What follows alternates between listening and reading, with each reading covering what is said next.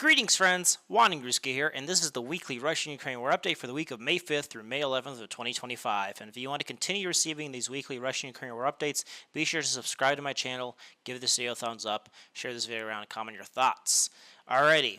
Now, before we go into the tactical situation on the ground, which is what we usually do, we must first talk about the diplomatic events. Now, I usually don't talk about it. I usually kind of talk about more of the frontline happenings, but I think it's worth talking about what's happening in the diplomatic situation here.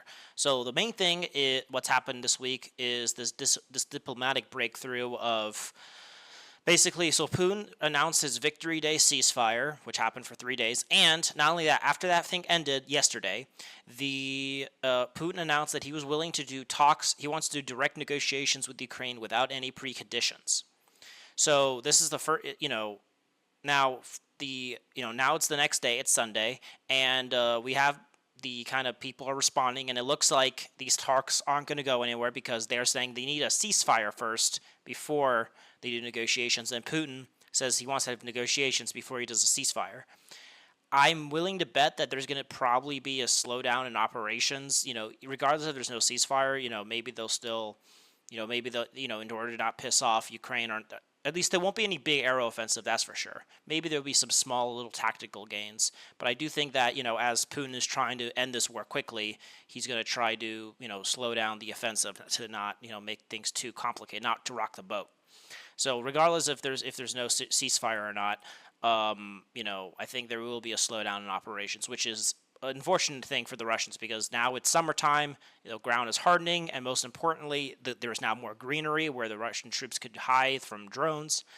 So, the more, slowing down operations and, having ceasefires, that Putin has continuously done has basically helped Ukrainians a lot, and it will give the Ukrainians breathing room. Now, since Zelensky, from the looks of it, will not do negotiations without a ceasefire first, it does look like this peace deal, these direct negotiations aren't going to work. And anyway, in any case, this is a waste of time too. Like, I don't exactly know what Putin is looking for here, because again, the reason why I think peace is not, unless one of the sides gives up and actually literally surrenders and gives up on their goals, then I don't see how they can reconcile. If Putin does demands what he wants, which is the 4 oblasts, demilitarization, denazification, no NATO, well, Zelensky is not going to give up the parts of the oblast that he controls still. He is not going to recognize the oblasts that are under Russian control.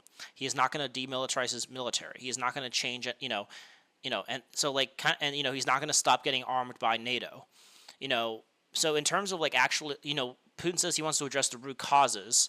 Well, these guys aren't, the only way this is going to be settled is on the battlefield. Now, some people are saying well, listen, Putin knows that Zelensky in the West is not going to actually agree to his terms. He just wants to make it look like he's the one who wants to do peace. But this is just gay banter. It's like the third world countries and countries like China and such that support Russia aren't going to be like, whoa, Zelensky, didn't go to these direct talks, or it's over, or even more delusionally, they're gonna say oh, the Western world, if Donald Trump or Macron or Stammer or Merz, Germany or France or England, they're gonna be whoa, Zelensky did not agree to go to these talks. Well, we're gonna stop arming Ukraine now. Listen, they're not gonna change their minds. They're still arming Ukraine. They're still sending intelligence to Ukraine. They're still supporting Ukraine.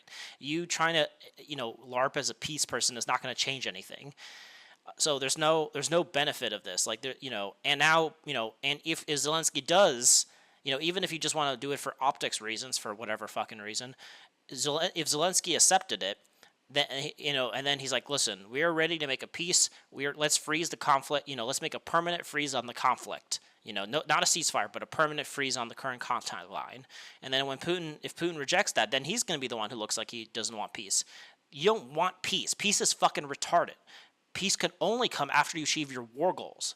This is why, wanting to be a peace-tard is the worst thing ever. These peace-tards basically are more concerned about being interested in, how do you say it, looking cool and being virtuous than actually seeing if Russian military goals are achieved. The Russian military goals have not been achieved, so the war must go on. Your optics for being peace will not change the game.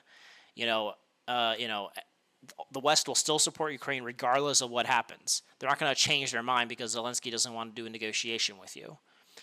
The third world countries that support you aren't going to like suddenly start flowing weapons to you. Things are going to, if you say, hey, they actually probably would respect you more if you actually took the war seriously. If you're not going to take the war seriously, why should another country be serious about supporting you? In any case, there's so much to be said about,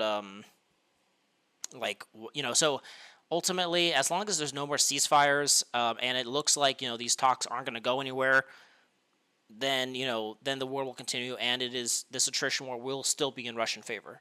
But these just constant talks, it just makes no sense to me. Maybe I'm overreacting. Maybe ultimately this is just Putin trying to be an optics person and is just retarded and doesn't actually really harm the Russians. And maybe the Russians will continue pushing, and maybe there won't be a slowdown in operations. In which case, then maybe these talks, as long as they're still advancing, because I'm pretty confident that these talks won't really go anywhere. It's just, in any case, if you're pro-Ukrainian, it's like you want to stop because, it's the Russians are advancing, you want them to stop. But if you're pro-Russian, it's like there's really no reason for these talks to be happening. There's really no gain to it, unless you're willing to give up something. So yeah, that's what's happening. There was the Victory Day celebrations that led, and the ceasefire there. There was no big attack there. There was a bunch of, chest thumping, but nothing really happened. So, there was that, and the ceasefire is now over. So now we are going to be monitoring to see what happens in these next these next few weeks to see, what does the pace of operations for the Russians slow down, stay the same, increase? Will these talks actually go anywhere? I guess we just have to wait and see. But anyway, that's my take on what's happening with these ceasefire talks and everything. And yeah, let's go straight into the battle line. And the first thing we're going to talk about is the Toretsk direction, specifically this area between Toretsk and Leningrad. This is where this is where the Russians are focused. This is where the Russians are making their rapid progress. And this week, this is no exception.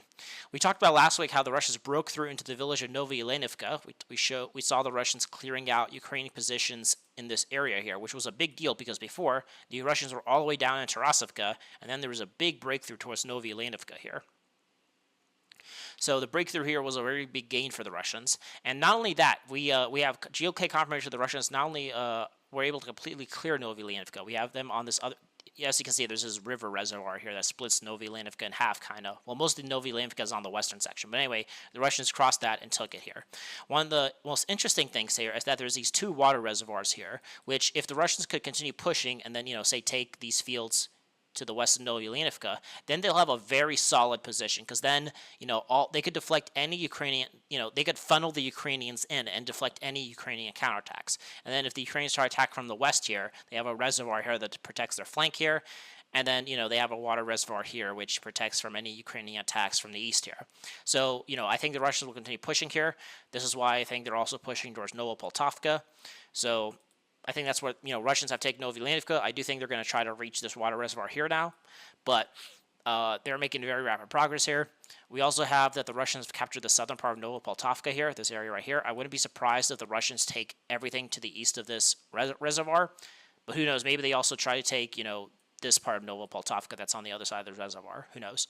But at the very least, they'll take these residential area here, and kind of the main goal for the Russians here is to create a very solid position here that could protect their western flank as they move up towards Konstantinovka here. So yeah, the Russians have taken Novoyelenivka, they have taken Novopoltovka, and not taken it, they are advancing into it, and this is a very big gain for the Russians. Another thing is one of the biggest changes here as well is that the Russians have completely captured the village of Alexandropol here. We have geolocated confirmation of that. And so they're now expanding from this area. Seems like this breakthrough from Tarasovka to Novoyelenivka really broke through the Ukrainian defense lines here.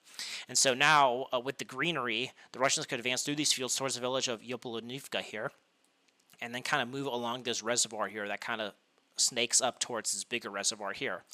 And so, I do think that that's what the Russians will do. They just slowly expand through these fields, use the tree lines as cover to reach Yablutovka and Zoria here. But yeah, so the Russians have completely taken the village of Alexandropol here.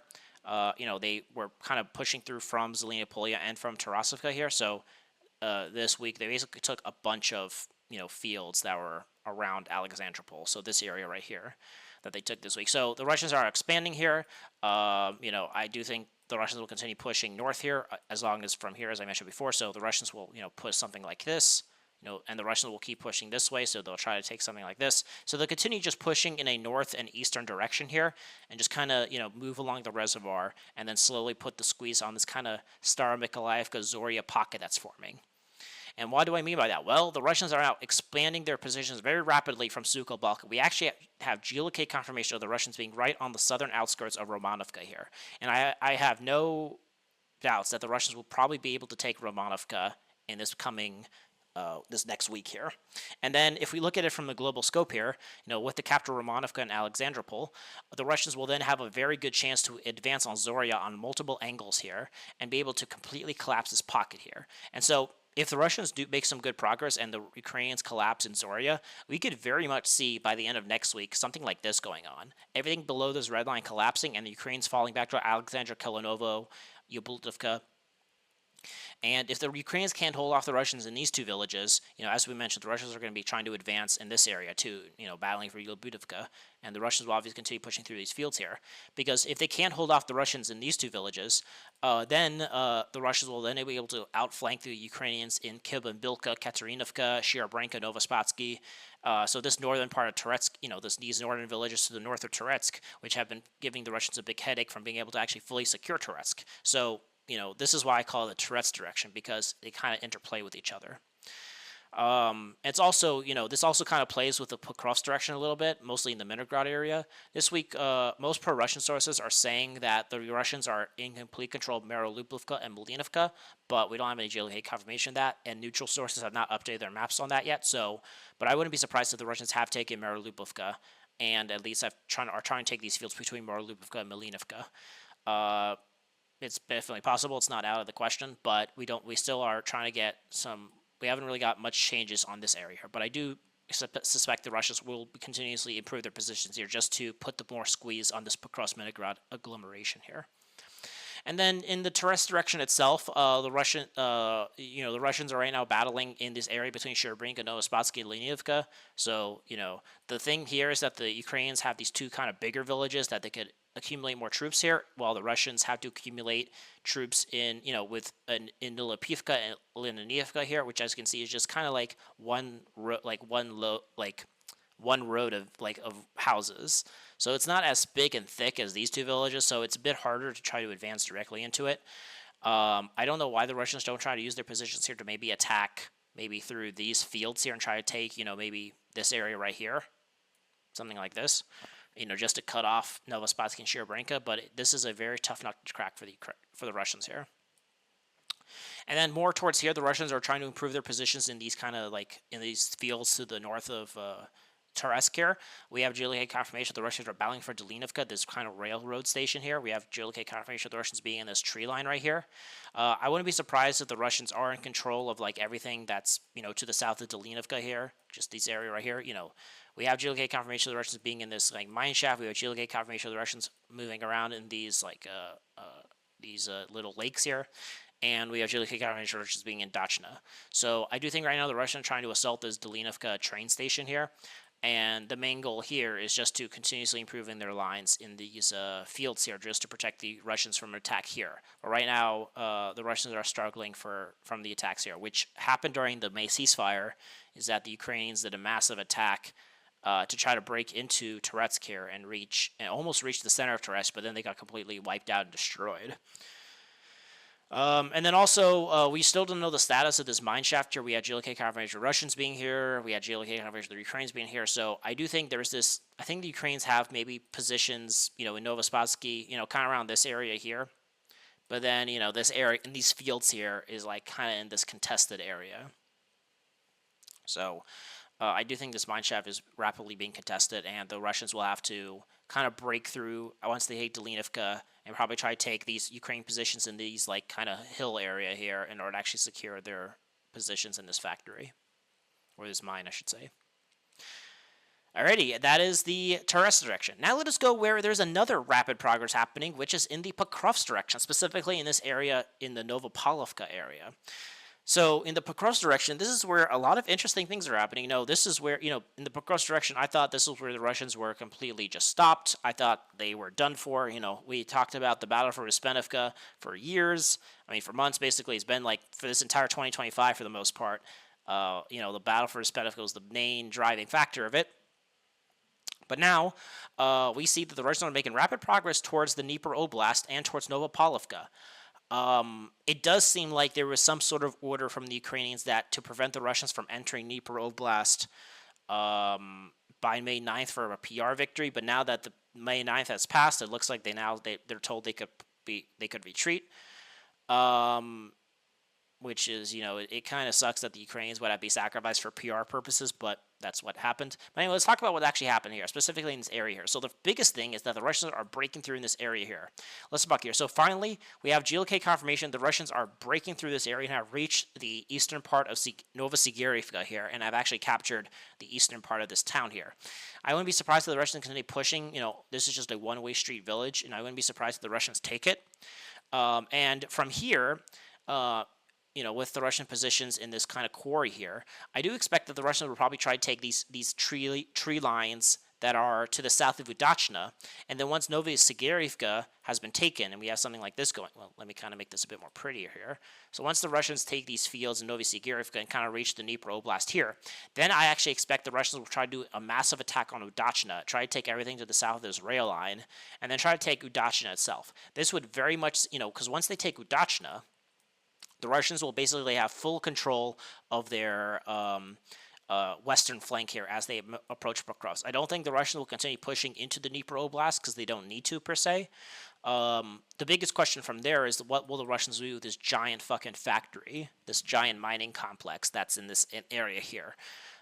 We shall see. Maybe they, because, before the Russians were obviously trying to push towards this highway here, but it looks maybe the Russians will instead try to push just directly here along the rail line, just cut off the highway and rail line in this area right here instead of attacking through the fields here. So they might leave this factory alone, but they definitely need to clear Udachna just to secure their flank a little bit. But anyway, the push towards Novosibirsk has basically allowed the Russians to also completely liberate the village of Uspenivka. We also have GLK confirmation of the Russians being in Novoalexandrivka, which has also been completely taken.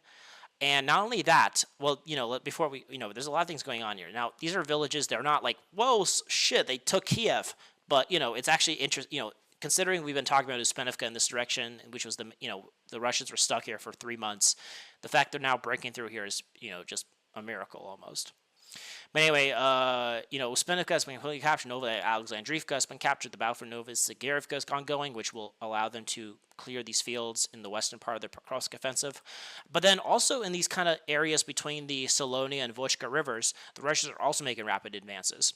The Russians managed to completely capture the farmstead of Kotelrinovka here. We have GLK confirmation of that. And we actually have GLK confirmation of the Russians breaking through here and taking all these fields right, between Kotelrinovka, Nadivka, Novoalexandrivka, and reaching these last two villages in the north of Dnipro Oblast, Novomikhailivka and Muradovka here. This is a very big breakthrough. I don't know how long the Ukrainians are planning on trying to hold on to their positions in these two villages, but so we shall see if they could, because if the Russians take these two villages, then they could just continue advancing along the Solona River and try to reach Novopalovka from the north here. The Russian breakthrough here could have reached Novopalovka from the east, and then if the Russians manage to break through Baratar and Alexivki here, they could move along this river to try to reach Novopalovka from the south here. So they get to attack Novopalovka from multiple directions, or just approach it from multiple directions, and I think that is what the Russians will try to do, is try to reach Novopalovka and try to take it, and then probably stop. That is my goal. That's my guess what's going to happen here. But anyway, a lot of rapid progress in the north here, trying to reach Muravka and Novomikhailivka here.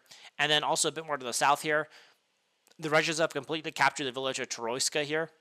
and they're also battling for the village of Gorivka here. So this is the last village on the way to Dnipro Oblast. It's about 1 kilometer away. And so the Russians are making a lot of progress trying to reach this Dnipro Oblast. But once Gorivka falls, which is what's being contested right now, then there's only fields until we reach Novopavlovka. And what's the good thing about the summer offensive is now all the trees and the greenery is coming back. So the Russians could hide in these forests and then slowly approach Novopavlovka, just step by step. So as you can see, the Russians were stuck outside Toretsk for a long while. They were stuck outside Uspenica for a long while, but now the Russians are broken through here. I think the Russians also are in control of Bogdanovka, and so as you can see, probably in the next, for the rest of May, the Russians will probably try to take, these villages here, and then, then slowly move along the river here, and then start moving into the fields here. So the battle for Novopavlovka will probably be something that's happening in June, but this is definitely, if they could take Novopavlovka, this would definitely very much secure their their gains in this Pokrovsk direction. Now, before we go elsewhere, let's talk about Pokrovsk itself here. The Russians are also making a lot of rapid progress here. One of the biggest things is that the Russians are actually starting to fully secure the village of Zoronia here, which is a very strong stepping stone towards the city of Pokrovsk here. So if the Russians could take... So this week what happened is that the Russians have taken the center of Zoronia, this area right here. Last week, or before, the Russians were on the eastern part of Zoronia, but they have taken the center part. We have GLK confirmation of this. What the Russians need to do is take the tactical height, this kind of Terrakon right here, and this is what I think the Russians will focus on. If the Russians could try to break through from Shintenko and try and take these, try to live along these these tree lines to the north, in these rail lines to the north of Shintenko and Pashana. If they could secure themselves here, then they could attack this Terrakon from the south here, and then also from the north here, and from the west. And then, they could take it. And the main goal here is to take the entire village of Zoronia, something like this, and then, have something like this. And then, the Ukrainians will fall back to this other Terrakon they have here in the village of Lino Donishki here. But this would give the Russians a very solid stepping ground towards entering the southern part of Pokrovsk. And then, most importantly, is this could also help them continuously advance along this rail line here, take a few of these tree lines to the north here, and continue pushing towards this area right here to cut off one of the main supply lines of Pokrovsk here.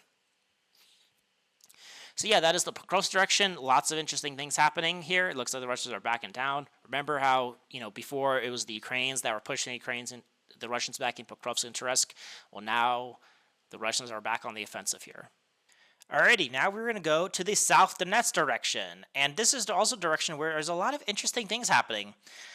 And while not as sexy as Pokrovsk and Toretsk at the moment, it is definitely something to be talking about here. Now, one of the biggest interesting things is that the Russians have actually broken through and have entered the village of Baratar. We've talked about this, if you follow the last few weeks, in the sense that the Russians have been slowly but surely, taking, these fields to the west and north of Roseville. They took Roseville. They've been taking these fields to the north of Rozdolnia. And so they've just been slowly putting the pressure on Baratar. Now, the thing is, it's a tough nut to crack. The Russians have not taken Alestovka here, so the Ukrainians could still take, house supplies coming from the north, and they have not taken Ordania, which, allows the Russians, the Ukrainians to keep getting supplies from the west here. So the Ukrainians can still supply their troops here, but it looks like the Russians just put enough of a squeeze here, building their position slowly but surely to actually break through into Baratar, and we have GLK confirmation of the Russians being in this kind of central eastern part of Baratar, and also in the southern part of Baratar. The status of this kind of a main fortification Ukrainians built to protect Baratar, this area right here, is unknown, but we do know that the Russians are at least in this area right here, and it seems like the Russians will be able to break through and capture this village probably by the end of next week. If the village of Baratar falls, which is the main hub for the Ukrainians here, as you can see, just empty fields, and then the Russians can move along this river until they reach kind of this intersection of rivers here. So this could not only, once they take Baratar, they could continue advancing along these rivers. This could allow them to take Alestovka here, which will allow the Russians to break through here. And then, moving in unison, they move along these rivers until, the Russians reach here, which will allow them to start battling for Kamar, or at least encircling it. And then not only that, the Russians will be able to then reach this river that goes here in the village of Lilia here, and then this allows them to start then battling for the southern part of Novopoltovka, which I mentioned earlier. So this is also in unison with the Russian pushes here, because if the Russians continue pushing towards Novopoltovka, like right here, right, then the Russians will have their northern flank secured as they push towards Novopoltovka. But anyway, Baratar is the linchpin here. If the Ukrainians lose this, it'll be a very bad day for them. And it looks like the Russians are now battling for this village.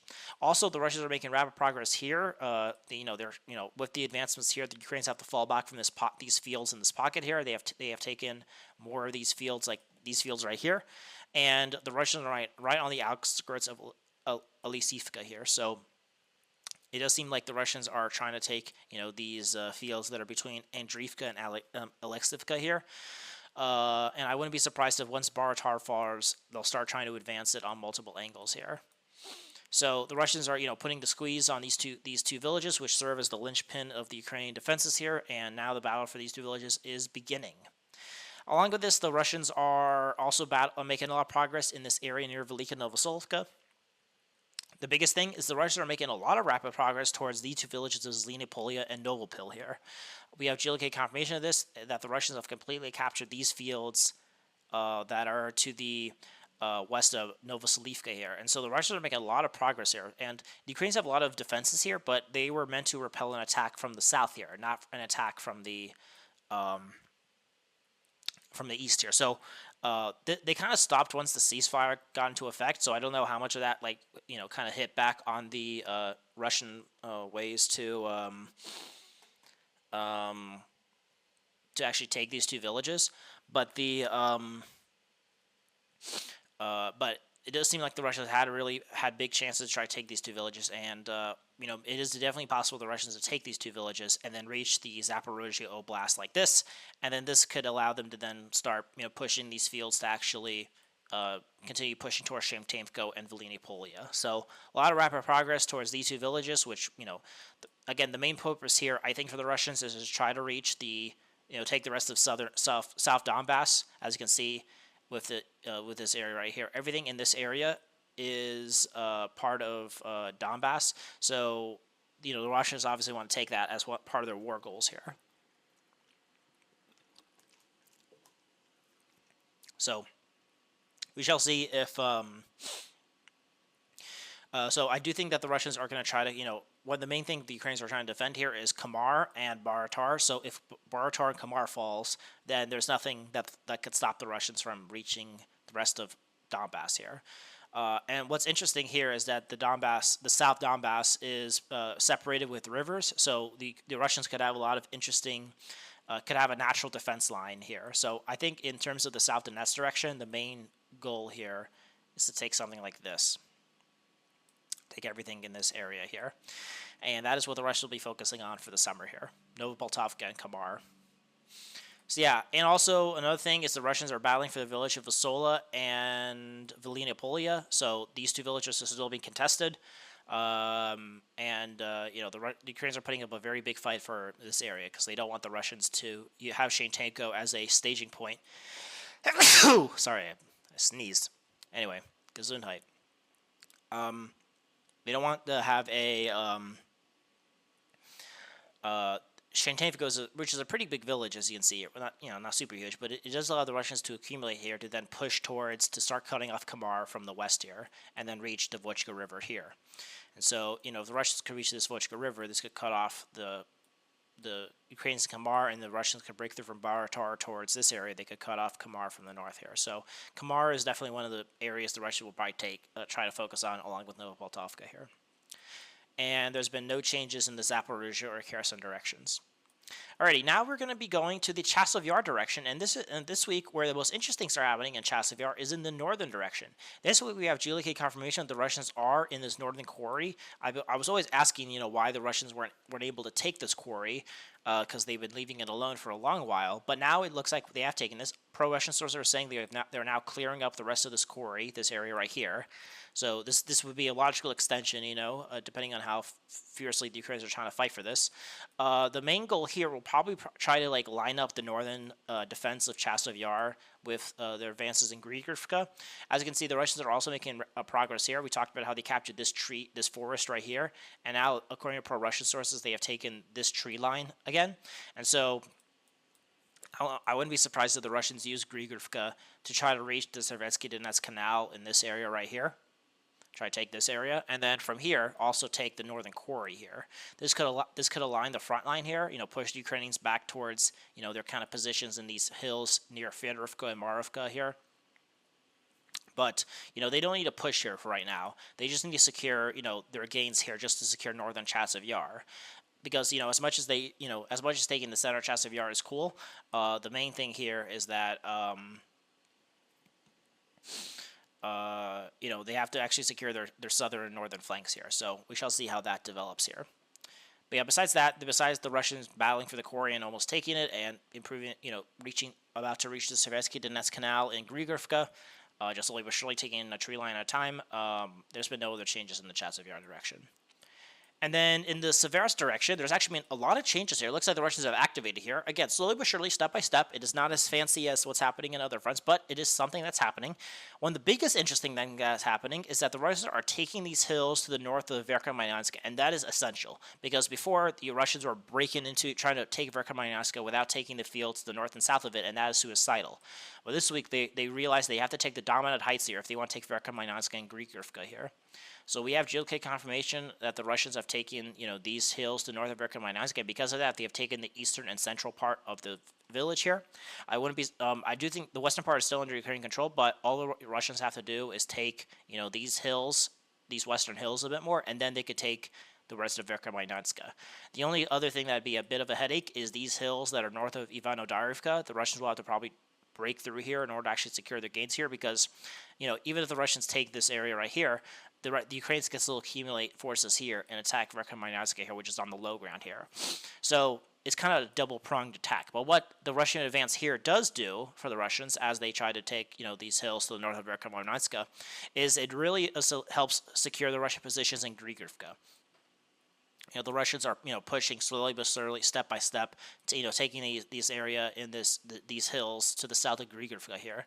And so the main goal is for the Russians to take the dominant height here, with the dominant heights here, which is kind of everything here. So if the Russians can take everything below this red line, the Russians will have the dominant height position, and the Ukrainians will be on the low ground. With this, they'll be able to take Grigorivka, which what the Russians are also doing. We have GLK confirmation of the Russians being in the center of Grigorivka, so they're slowly but surely trying to take this village. Along with this, this would allow the Russians to secure the northern part of the Verkhomanyansk, but they'll have to kind of take these hills that are to the south of it to actually secure this village. But in terms of Grigorivka, it does allow the Russians to be able to take this village and start encircling Seversk. So the Seversk direction was completely stalled for a long while, but now it seems like the Russians are making a lot of progress in this area, and it's interesting to see what's going to be happening as the Russians continue pushing here. My main thoughts is the Russians will try to just kind of get all these fields and hills all the way up to Seversk, and then they're going to focus on the northern part here, try to take Seversk and try to reach the village of Dontesk here for the time when the Russians actually finally break through Toretsk and Zhurinia here and try to reach the Seversky-Donetsk Canal near Yampil. They could link up with their forces here and then cut off the entire Ukrainian forces in the Seversk forest here. So that is probably what the Russians will probably do, try to, use Seversk to help the troops in the Lyman direction. Alrighty, speaking of Lyman, let's talk about the Lyman direction. In the Lyman direction, the Russians are also making some slow progress here. One of the biggest things the Russians are making slow progress out of Makivka. They're trying to, expand their bridgehead from Makivka. Once they linked up with the forces, the Makivka bridgehead with the Ivanovka bridgehead, the Novi bridgehead here in the north here. Now it seems like they have a much better position to be able to advance.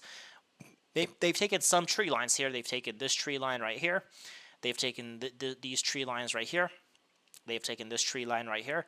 And so as you can see, the Russians are making some small steady progress away from Makivka towards the village of Grivka here, which is one of the last villages in the Luhansk Oblast, which I think the Russians will be trying to take. The Russians also have this bridgehead near Novigorivka and Nadivka here. I do think the Russians will probably try to link up this bridgehead in Makivka with this area. So, maybe the Russians will try to take, these fields here and try to link up with the Russian positions that are here. And from here, the Russians will then be able to try to outflank Grigorivka from the north here, as they also advance on it from the south. So I do think the main goal for the Russians here is to try to take the rest of these fields in Luhansk Oblast, just so they could claim they've taken 100% of that Oblast here.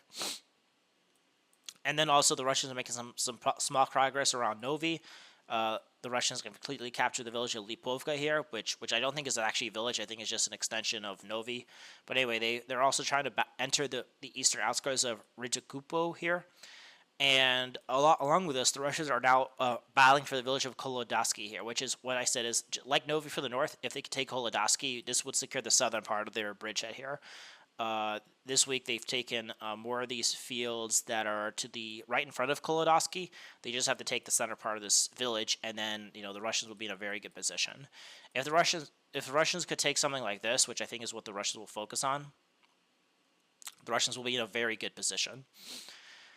But yeah, the battle for Kolodasky is ongoing. The Russians are now expanding out of Makivka towards Grigorivka, and along with this, the Russians are battling for Torskoye here.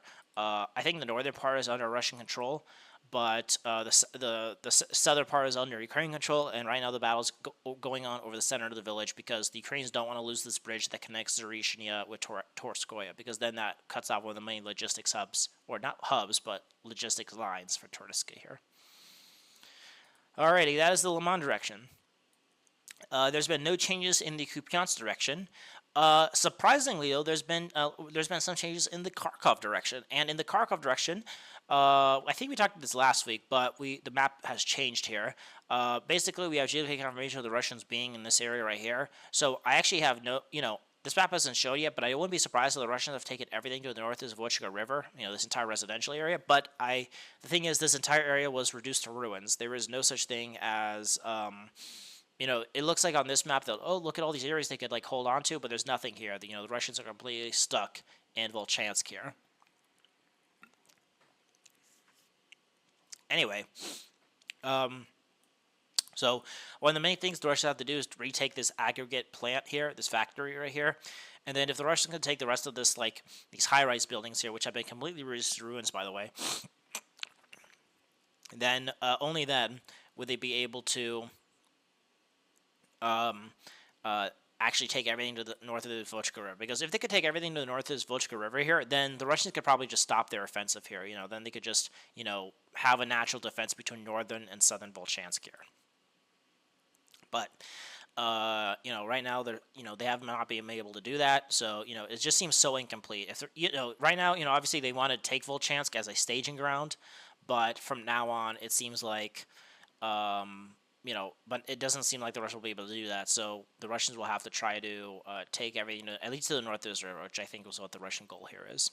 And then in the Lipsy direction, according to pro-Ukrainian sources, they took this forest right here, which helps, which it gives the Ukrainians a good position to try to outflank Russian positions in Globovka and Luhansky here.